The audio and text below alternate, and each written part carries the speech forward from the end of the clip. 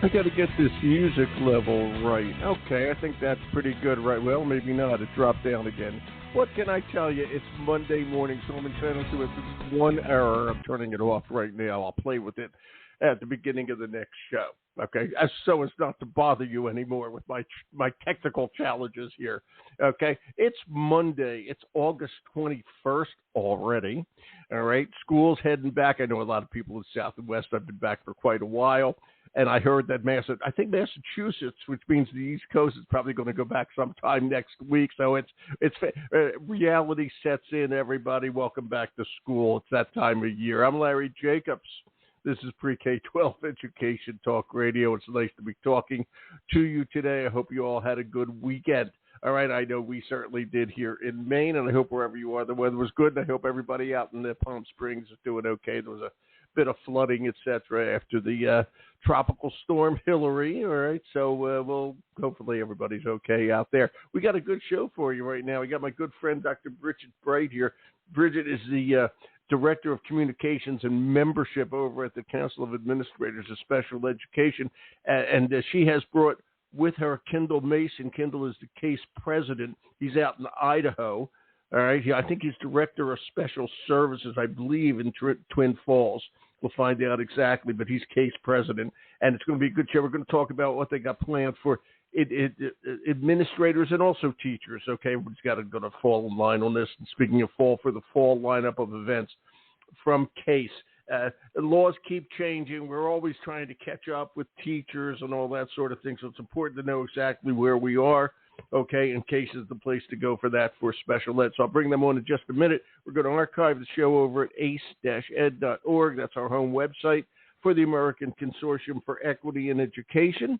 And please go over there. Everything we do over there is free. We have our magazine, which is called Equity and Access. Scroll down a little bit. You'll see the cover. Just click on that. It's a nice magazine. We have all the information about our Excellence in Equity Awards. And I'm quite serious. Everybody should check on that. You can nominate yourself, your colleagues. Excuse me. Okay? It's a big deal. We devote a couple of issues a year to our incredible award winners. All right? And they participate in our magazine and on our website with articles, et cetera, et cetera. We do podcasts with them. They're great people. They're your colleagues, and it can be you.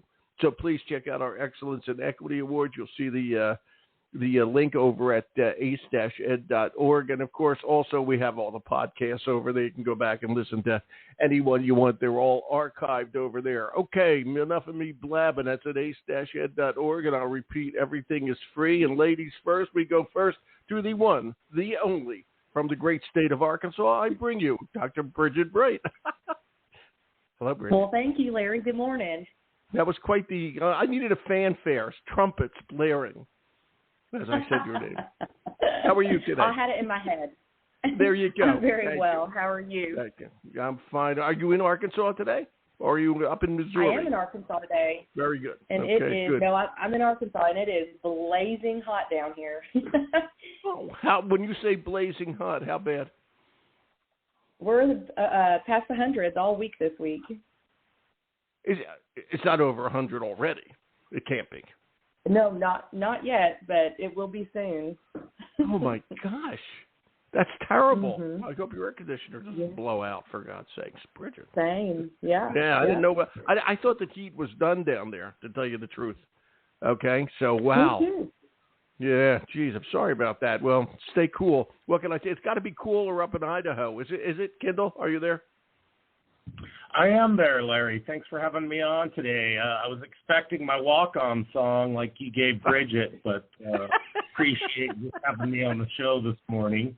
It's in the 60s here in the mornings, and it'll get to the mid-80s. We are seeing some higher winds from Hillary, but and some rain. We'll get some rain later on, but it won't hit us too hard like it did in California and other parts in that part of the U.S.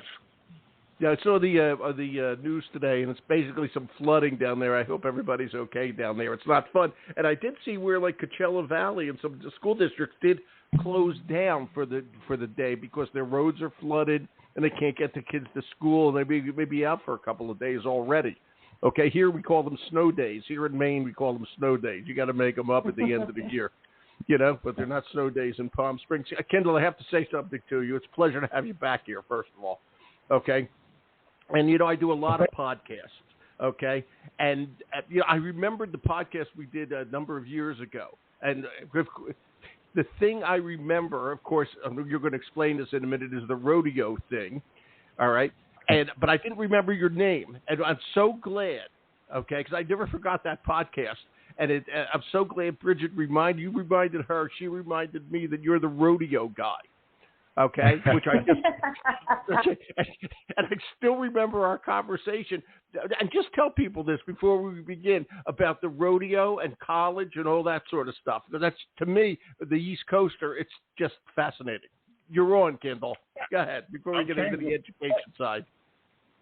Okay, thanks, Larry. Yeah, I grew up in Nevada and had worked on ranches and roped for recreation and also, to make money as well. And then I received a rodeo scholarship at the College of Southern Idaho, Twin Falls, Idaho. So I moved up to Idaho and rodeoed at the College of Southern Idaho. I did make the college national finals 4 times in a row. At that time, it was over. That's huge. Over in Bozeman, Montana, and I stayed at the College of Southern Idaho for 3 years and finished out my 4th year of rodeo eligibility at Boise State University. And a lot of people who are in the rodeo world would recognize Dee Pickett. He's in the Hall of Fame. He's actually from Idaho, but I went to college with his younger brother there. Wow. And then I did it for a while. I did that's pretty much what I tried to do for a living, is I traveled around the country and went to rodeos. Wow, that is so cool. And I have to have one thing, where the horses blue in Boise State or just the grass? I have to ask. Just the grass. Okay. Just the grass. Just checking. And I would add, we have an arena right there at our house.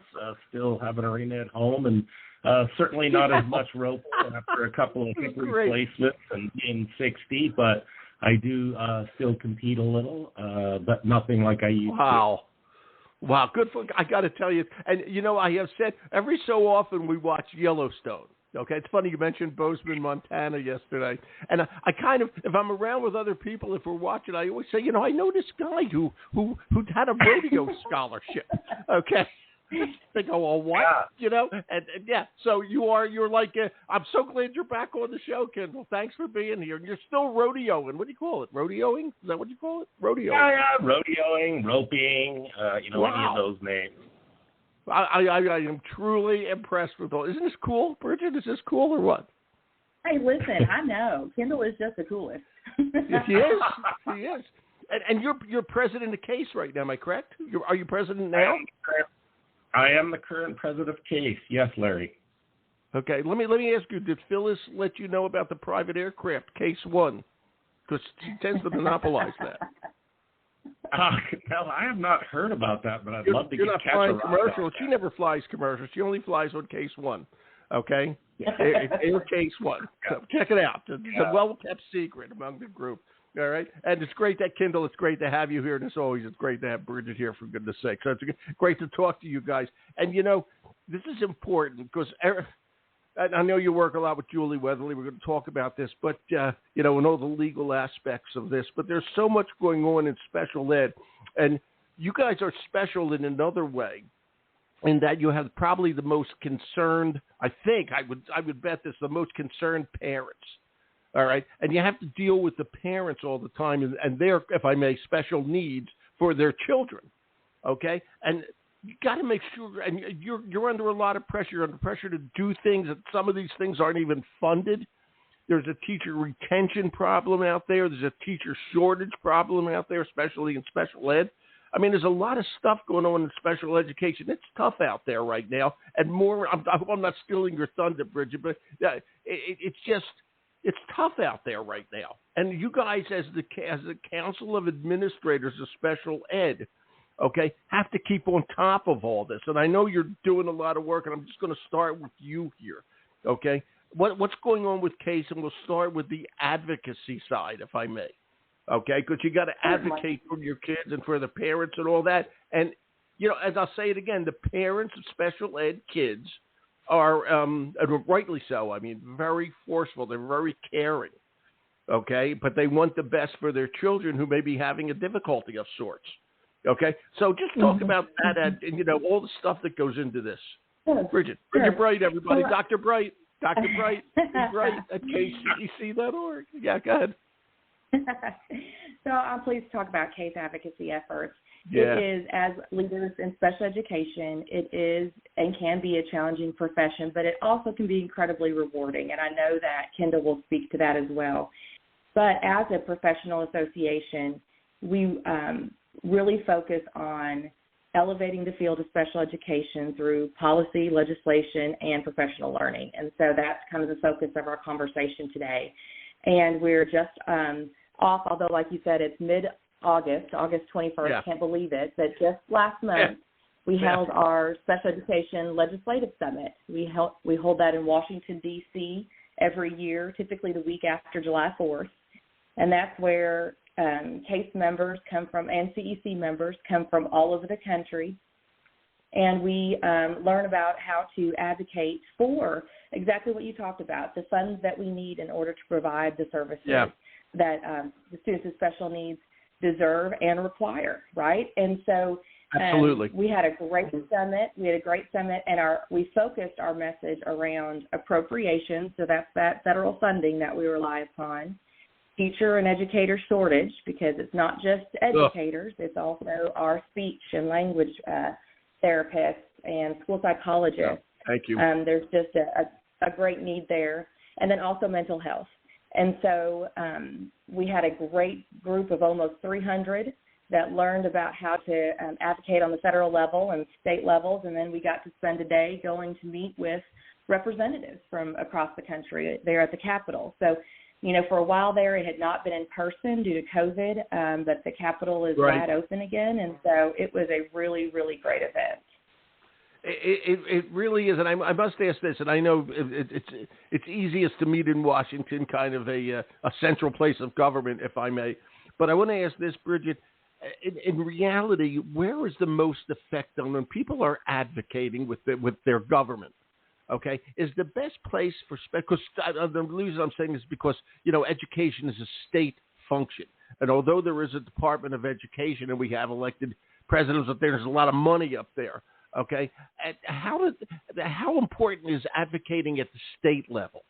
It seems to me that would be extremely important. Yeah, just talk about that. Focus down on that if you can. Yeah, it's incredibly important, and I would definitely say it's both. It's not one or the other, but it's definitely both. There are federal issues that we need to speak to. That's appropriations. IDEA is a federally funded mandate. It's not funded anywhere close to where they had promised. It was supposed to be at 40%. Currently, it hovers usually around 13 to 14% federal funding. But so all of the states follow the federal IDEA law, but they interpret it differently, and states also add additional layers of regulations. And so it's really, really important to engage with state representatives so that as they're making state choices, and one of the things, and that I'm going to do a little teaser for our podcast next month, but we're really watching closely, is vouchers and private public money going to private ed. And we need public money to stay in public education. So, yes, it's very important to engage both on the state and federal level. And that's actually a good point. If I may, Kendall, hold tight. I just want to, but I want to finish this little conversation with Bridget. Okay, how do public funds get to private schools? Are they going to religious schools or charter? Well, charter schools are public schools. How's that happening? Okay, there's public charters and there's also private. Yeah. So what we're seeing is trends across the states, and Arkansas is one, Missouri is one, Arizona is a leader, unfortunately in this area, but where the state legislators are allowing vouchers. So they say state monies, but sometimes federal monies come into the states, right? And then, but they're allowing ADM, so the annual daily membership that districts would get, that parents can request vouchers. So instead of that money going to the public school, they could take that money and use it for homeschooling. they can take that money and apply to a private school. Now, private schools do not follow the same rules and regulations that public schools have to, and that's special ed rules and just regular public education rules around assessment and accountability. And so that money that should be going to public ed then transfers to private ed. And also, private schools do not have to take students with disabilities or follow the federal IDEA. So then that takes rights away from students and families. And so that's a super important issue, and one, like I said, I'm hoping that we get to talk about again next month too, to take a deeper dive. We will. It's a little bit scary, to tell you the truth, and because the private schools have to do the right thing. Okay, if not, they don't get the money, and it's really quite scary. And wow, that's all I can say about that. Kendall, let's drill down. Yeah, I'm going to drill down. Just talk about, since you're from Idaho, let's talk about the great state of Idaho.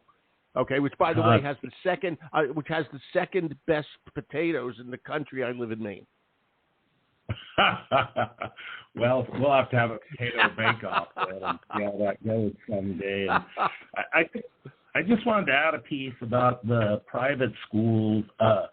We are also required to spend a proportionate share of our federal allocation on private school services as well. So in our district, we meet with each of the private schools. We have a consultative agreement, and then we are required to spend a portion of our federal IDEA funds to provide services to private school students. So we are already providing some services to those private schools. And I just wanted to throw that piece in there. Well, I appreciate it, but I have to ask then, what's happening? Are they actually paying you for those services, or are you just taking money from the state and applying it to those services? I'm just trying to figure out the funding. Yeah, so they actually don't pay anything for the service, and it's not state dollars at all. It's all federal IDEA funds, which Bridget already expressed, or only promised 13 to 15%. So it's actually the federal dollars were required by federal law to spend a certain amount of money on private schools each year to provide special education services. It's amazing. And one last question about this. At a private school, what are the certification needs? Obviously, a public school special educator is certified, I hope, in special education, or perhaps emergency certified if there's a real shortage. But I would imagine that is not the case at any given private school. What's going on with certification in private schools? Okay, I'll ask Kendall if you would answer that. Go ahead. Yeah, well, I mean, I can't speak for every state, but for the most part, and I know in Idaho, there are really no requirements for certification at all in Idaho for a private school teacher. So there's a lot of the teachers who are not certified at all in our state, and I'm sure it's like that in other states. And Bridget, you probably have a better pulse on that than I do. Yeah, it's not a hard and fast answer for sure, but they do not have the same certification requirements. Definitely. Now, I'm sure there are pockets of private schools that, of course, choose to have that requirement, but it would not be the majority. And I guess my point is that's kind of half the battle. We have to parents have to understand that these kids have special needs, and the educators that work with these kids are in fact special, and they are specially trained. And if you don't have that, your kid is not going to do well, okay, or at least as well as they could. I just want to make this simple point for you. It's a good argument, okay, for all the folks in special ed. We're the people who are guaranteed to be trained in this. Okay, it's that simple. Okay, really it is. What else is coming up this fall, Bridge? So we're really excited, like you mentioned, Julie Weatherly. So again, one of the functions of PACE is to support those directors across the country, and actually in Canada as well, so that we can provide the tools and supports where they can do their job well. And so we always have the Weatherly Review on the legal side, where Julie Weatherly provides quarterly updates, and that's a short virtual event, usually an hour or two. And that first one is coming up September 28th. And then Another really exciting offering is we're bringing back the Case Discipline Boot Camp. We held one with Julie Weatherly. Yeah, talk about this. Yeah, we held one with Julie in April of last year, of this calendar year, but last school year. And it was incredibly well attended and had great reviews because it speaks to, again, the general rules around IDEA and the discipline of students with disabilities. And so it's really designed with all educators in mind and all administrators in mind.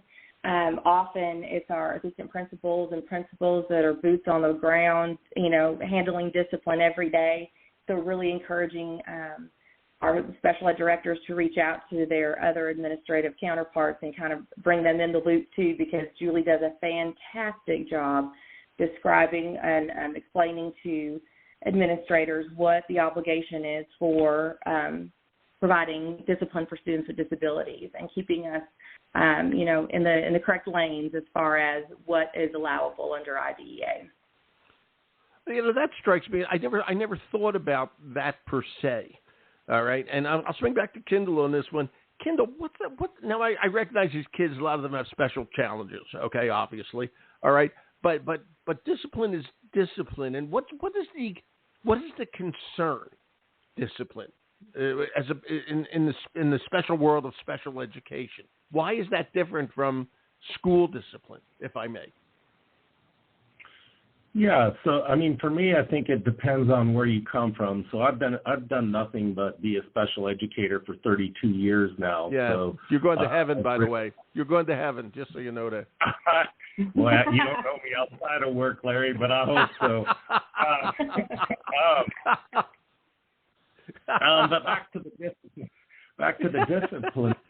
He needs to be disciplined. Listen to this carefully. He needs to be disciplined, Bridget. Go ahead, Kendall. There's two pieces for me here. There's the law, and then there's that philosophical standpoint about what discipline is like. And oftentimes, special education and general education will not match philosophically, which the law, for me, supports that philosophical value of advocating for kids, of making sure students with disabilities get what they need. Because discipline looks different oftentimes for students with disabilities. We are limited. This is a fairly accurate statement, but there's some other ways to get around it. But building administrators are really only limited to about 10 days of out-of-school suspension for students before they have to do what we call a manifest determination review to see if the disability is the cause of the behavior. And then those of us that are in special education and advocate for students with disabilities and families, a lot of us would say that's the right thing to do, right? You shouldn't be kicking a student with Down syndrome out of a classroom because the disability is causing the behavior. What we should be doing is meeting with an IEP team, and I'd like to circle back to what you said about parents is, parents are an integral part of our process, right? They are a partner in building those plans. They oftentimes, all the time, know their student best. And so those teams should be bringing the team together to talk about what is the function of that student's behavior, why is this behavior occurring, and then implement quality behavior plans and even providing services that a student might need to mitigate those behaviors. So that's really the crux for me with discipline, is that divide between a general education administrator standpoint and a special education administrator's standpoint. And that's why I heard Bridget talk about it. That's why it's imperative that general education staff and administrators attend like the discipline boot camp. Because they are the ones with the, quote, boots on the ground, as Bridget said. They're the ones making those daily decisions, and they really need to know what the legal piece of this is so that they don't overstep those bounds. Is the legal, I'm going to say this the right way, is the legal side, all the legal things let's think about, are they much more strict in special education than they are in the general population? Oh, absolutely. Absolutely. Back to that 10-day limit without walking through that manifest determination review. And then even if a student or even if a teen determined that the behavior is not caused by the disability, if that student is removed for more days than the 10 days or expelled for a year, schools still are required to provide access to the general education curriculum and provide the IEP supports and services. So even if the student is expelled, we are still providing services. I love Julie Weatherly when she says there really is no true expulsion in special education. Yeah, I was just going to say the same thing, and I'm not as smart as Julie. Okay, if you're providing all the services, you're really not expelling anybody. You're just kind of removing them from the classroom. And that brings up one other question, okay, which I don't know the answer to. I'll throw this to Bridget. Bridget, is there more discipline problems, serious discipline problems, okay, in special ed than in the general population? I don't know the answer to that. Well, I think that it could be argued on either point. And honestly, what we have seen as a trend nationwide is just when you talk about discipline, you're talking about consequences and structures that are in place to try to encourage appropriate behavior, right? So to me, behavior and discipline, although they are obviously related, they're also completely separate. So when you talk about the severity of behaviors, and you look at it through that lens, and that's kind of what Kendall is saying is about philosophically, we want to really look at the root behavior and what's the cause and then program around it to support the child and student to make better choices and to learn the skills they need in order to have appropriate behavior. One of my favorite behavior analysts, Suzanne Belk, she's very well known in Arkansas, said when kids can do better, they do better. So you have to meet them where they are and provide those tools. So that's one side of it. We've got to program around and look at the behavior. Then the discipline side is, here's the consequences, here's how we're going to have the rules of structures of within schools, but really honing in on behavior is most important. And then the discipline part, that's where we need to know how to dot our I's and cross our T's and, again, remember those parameters that we're allowed to function in. But as far as general ed and special ed, I think what we see, too, is just back to our advocacy efforts, rooted in mental health and behavioral needs. There's just been a big uptick for both general ed and special education. Would you agree with that, Kendall? Yeah. Oh, absolutely. Yeah. So that's kind of what we're saying. Yeah, there's been an uptick in behavior across the board of students. Yeah, there has been.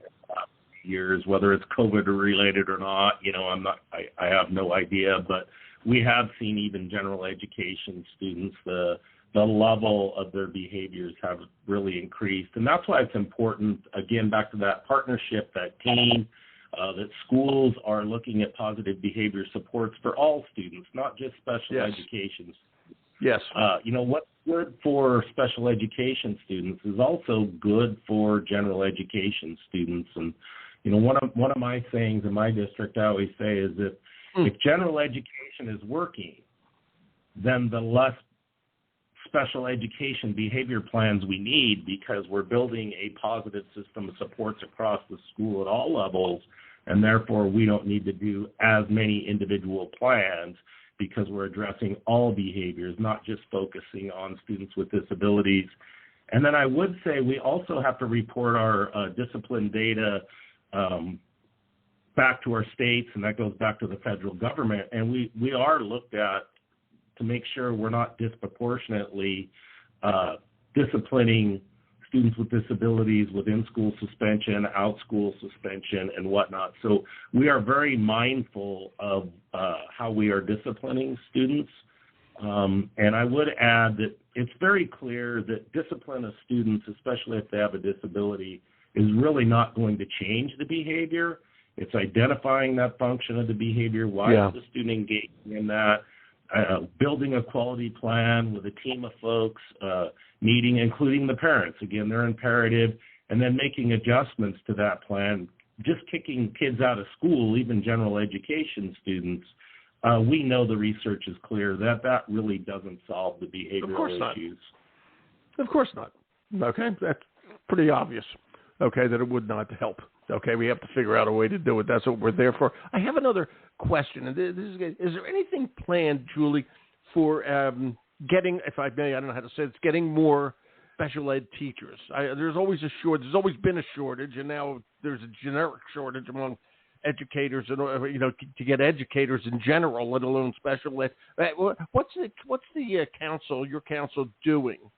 Okay, to really try to get people to become special educators. What's going on with all that? Yeah.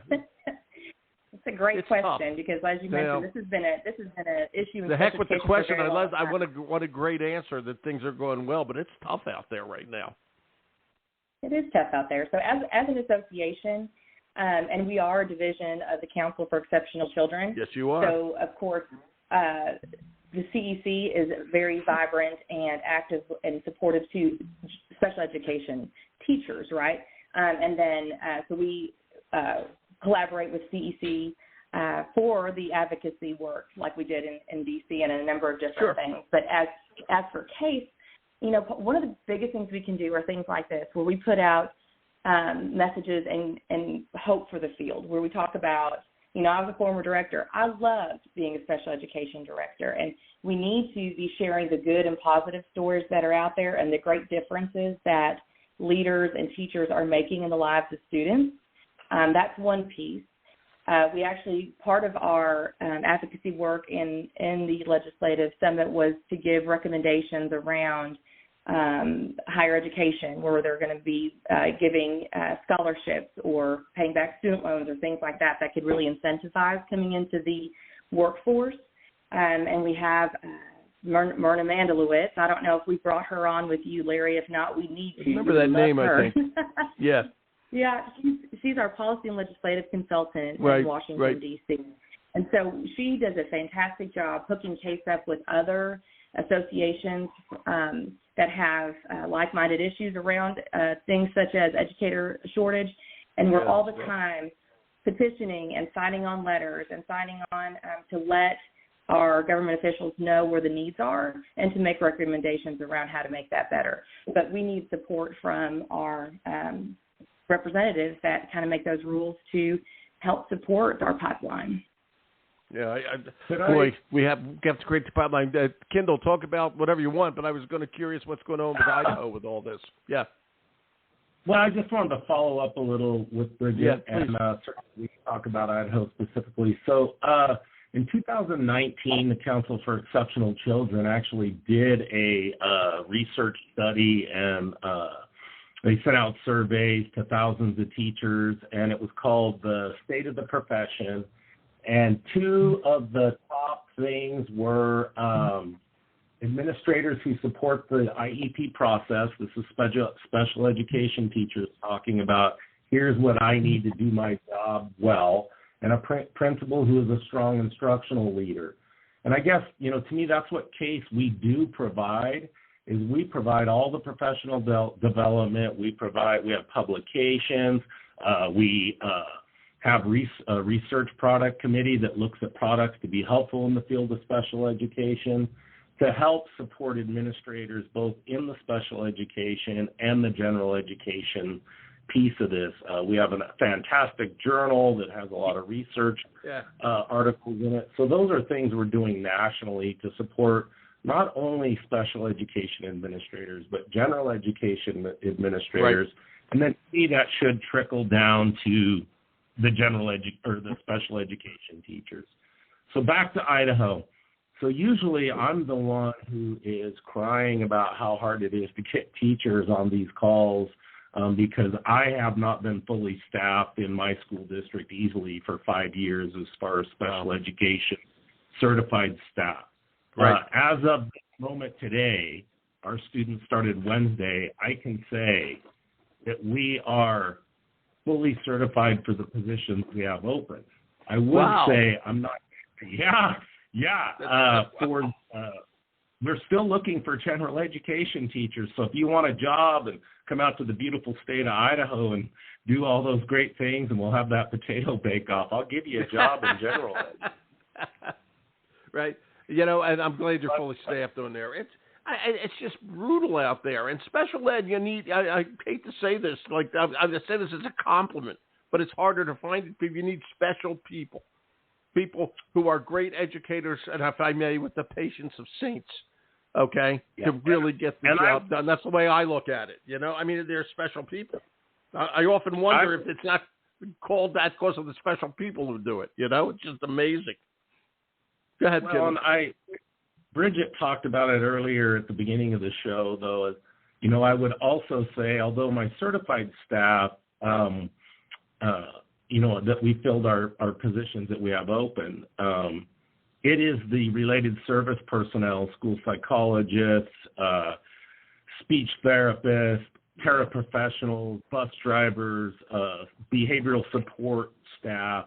Those are the staff in my district we're really struggling. And across the country, although I've been blessed to fill all my special education teachers this year, that has not been the case across the country. In many areas, staffing is still the biggest priority for school districts. And I know in Idaho it's a big deal. People are really struggling with teachers, certified staff. We're trying to be creative. Last year in our district, we actually contracted for a certified special education teacher. And at first, we've been doing online speech therapy and occupational therapy for years, and it worked. I was a little reticent about, of course, how can I work with a special education teacher? It does work, teacher? but of course you'd be reticent. Anybody would be, yeah. But I have to say it worked way beyond what many of us thought, and so I would just encourage schools and directors to be creative in their thinking and how to reach out and do something differently, especially online when there's a need, because we were able to make it work. And actually people were a little disappointed that we weren't bringing back the online special education teacher because of the great work they did. So just encouraging people to look for new ways to try to fill those voids.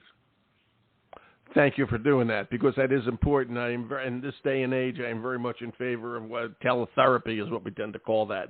And it's just we work with a number of companies in that field, and I always hear good things about them, and it's nice to hear it from you. I got to tell you, we got to go. This was great. Bridget, thank you. Thank you, Larry. It's always a pleasure to speak with you. Okay, thank you, and we'll talk again in another month. And please stay cool down there. That's lousy weather. I mean, this summer has been just nuts, especially for the southern and southwestern states. It's just been crazy. Okay, so stay cool. You're cool, but stay cool down there. Okay. Will do. Thank you, Larry. And Kendall, it's great to have you back on. You're always welcome here. And what's the name of your favorite horse? My favorite horse, I'm going to say the horse that I probably won the most on, his name was Bob. Bob. There you go. Is he still with? I named most of my horses after the people I bought them for, and I bought him from a guy named Bob. Bob. Is Bob still with that? Bob is Bob the horse still with us, or is he passed away? Oh no, Bob would have been 40 probably. That was when I was a young man, still trying to live my dream as a rodeo star before I realized that a special education director was much more exciting than being a rodeo star. So, well, I'll tell you, it's always great to talk to you about this stuff. It's a part of the world I don't know much about, but it's just so cool. I got to tell you. So, Kendall, thanks a million. It sounds like you're going to have a great school year over there in Twin Falls, right? It's Twin Falls District, right? Twin Falls, I hope so. With all the challenges, I absolutely do love my job. What we do for kids and families is very important, and I feel like we're out there doing the work, and I'm just so proud of all the special educators, general educators, and everybody working in schools. And I know they're making the difference, and it just almost makes me tear up whenever I talk about and see how much work's doing. Right. It's come so far over the years. I got to thank you both of you. Have a great week. Welcome back to school, and I'll talk to you again soon. Okay? Thank you, Bridget. Thank you, Kendall. Headed your way. Thank you. All right, I'm going to send them some Maine potatoes. Let them try the good stuff for a change, What can I tell you? All right, and we love our potatoes. What can I say? We're We're going to archive the show at ace-ed.org, and everything we do over there is free for educators. And if you want to get in touch with me with any suggestions or anything, it's Larry at ace-ed.org. And on that note, we may have another show for you today. We're not sure. One of our guests got sick. We're seeing what's going on with that. Okay, but we'll be back with you tomorrow and all week long. We've got a lot of shows, so thank you very much. I'm Larry Jacobs, Pre-K-12 Education Talk Radio.